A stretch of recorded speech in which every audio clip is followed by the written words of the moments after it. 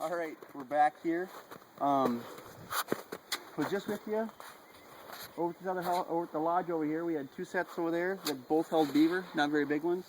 Got a bank den here. And if you notice, between the rest of the bank around here, the snow along the shoreline is about 4 feet deep. Well, when I got out of my vehicle and was walking down here, I noticed this big dip in the snow right here. And that generally means a lot of activity underneath the ice. The water's been open all winter long, and instead of making ice, the snow just keeps melting into the run. Came over with my chisel, found this run. There was no ice over it whatsoever. The bottom is rock hard. It means it's been used by a lot of beaver.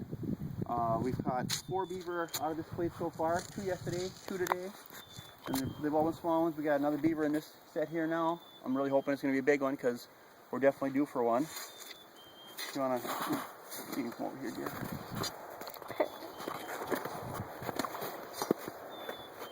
Oh, I'm hoping it's a big one. I did trap the trap out, but I didn't pull it out. Here's my swivel stick that was under the ice, and it was busted off. Generally, busted off swivel stick means the beaver was thrashing around a lot. But it could have been just a weak swivel stick. We'll find out here in a minute.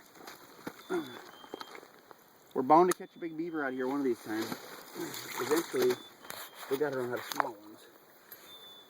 And we have a big one right by the head. Oh yeah, baby. What I'm talking about. Belisle 330 again, and I got this beaver coming out of this bank den. I get a lot of big beaver out of bank dens. I don't know how big it is, but it's got a big head. Oh yeah, it's a big female. Holy crap. You want to talk about big? Look at this monster. Oh, that is a big beaver, folks. Right by the head. Oh yeah, look at that tail too. Was not going anywhere. Dead shot right to the noggin. I'm going to take this beaver out of the trap and I'm going to reset it for you guys. Just because this happens to be a very, very perfect, I mean, you couldn't get a better scenario for a bank run than this right here. I'm going to sit and pull my triggers out here. I don't want them poking a hole in my waders.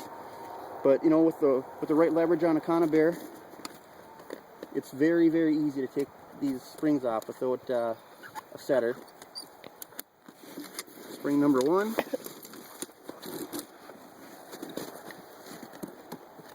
Spring number 2, and I might make it look easy, but trust me, as you can see, these jaws are very powerful. This beaver didn't stand a chance. God, it's a monster. Big tail. That's we've caught 3 big beaver today, and 2 of them are really, really big beaver. There you go. It's spring here in Minnesota. The ice is usually out by now, but we're trapping through the ice still. Look at that. Man, look at that tail. What a beast. What a beast of a beaver. Alright, I'm going to hop in the water here and show you guys how to reset one of these traps. Okay.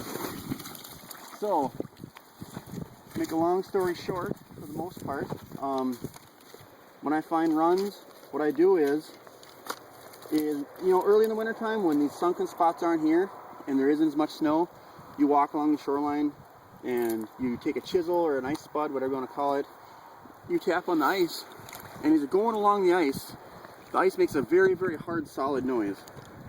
And once you get next to a beaver run by the bank or by a house, it's a very distinct hollow sound, almost like, imagine having a piece of plywood and having it all open underneath this plywood, and you're taking a chisel and just banging on that. It's just a really loud, hollow sound.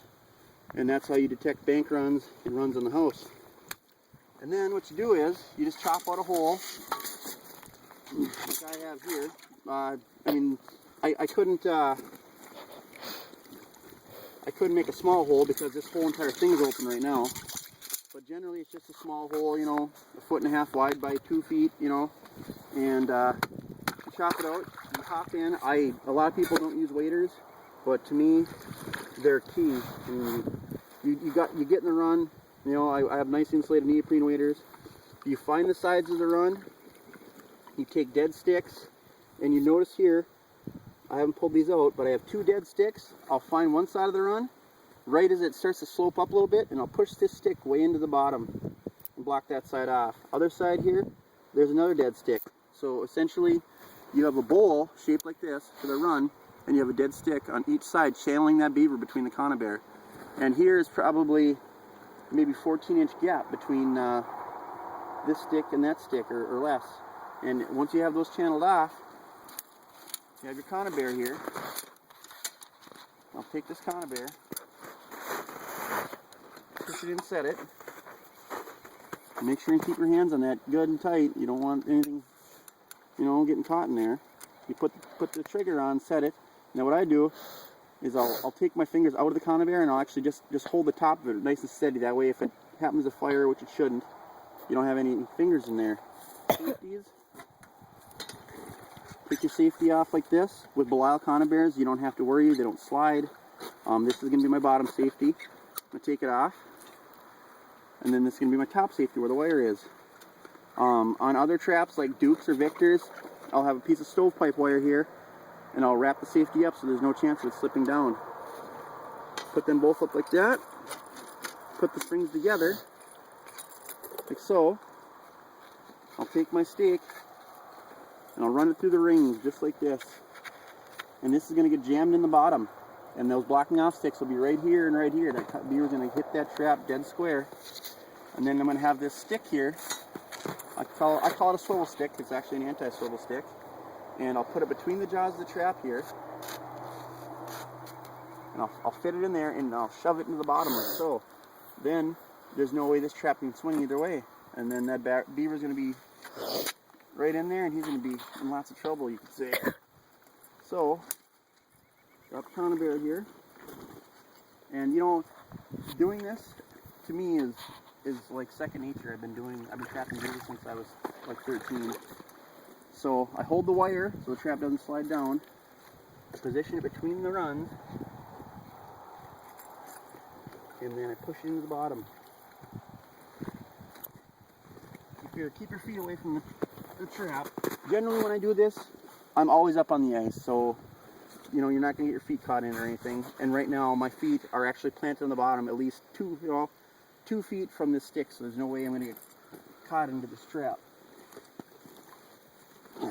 We'll push the stick into the bottom, wire my conibear up to my stake here, so he's not going to go anywhere.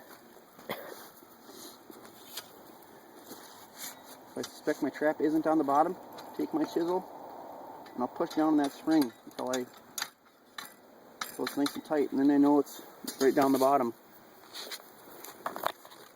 Take my swivel stick here, put it down, find the trap. Okay, I can feel the trap here. So what I'm going to do is I'm actually just going to swing the trap completely sideways so it's parallel with these sticks. I take the swivel stick here, move these other chunks of ice out of the way to help, and I can feel the jaws of that trap, and I'll actually guide this all the way up to the tip of the trap, and I can feel the tip of the jaws, and I roll it around the top right down in between those jaws, just like that. Now push it down to the bottom. Then if I wiggle the stick, notice how the stake is moving? There you go. You're guaranteed that the stick is between the jaws. And that's all you got to do. A lot of people put their springs out to the sides. I do that. Depending on the set I have, if it's a very, very shallow set, like I did earlier today, we got a really big female in a set on the river, I'll put the springs out.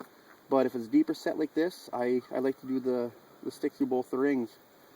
So this conibear is reset now. I'm going to climb out of here quick. You guys come over to the slide over here.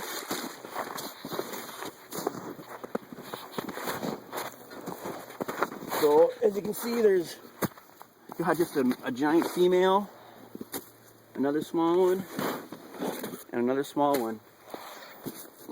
So we've got 6 beaver today so far. And just to show you that this is a very good set, the way I set my conibears. Yesterday we caught 9 beaver. We caught 8 beaver yesterday. We had 8 traps that were fired. 8 beaver out of 9 traps. I know that a lot of people out there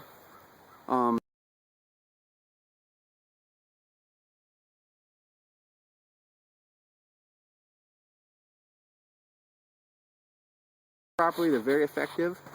We have one more place left to check. I'm sure we're going to have another beaver or two there. So we're going to throw these in the sled, drag them up to the truck, and we'll see you there.